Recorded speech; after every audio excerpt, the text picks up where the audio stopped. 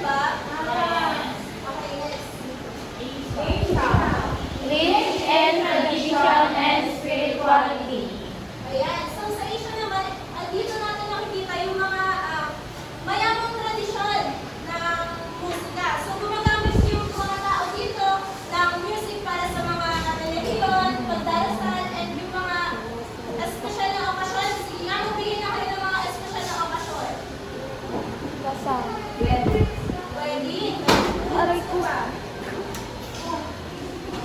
Christmas. Festival.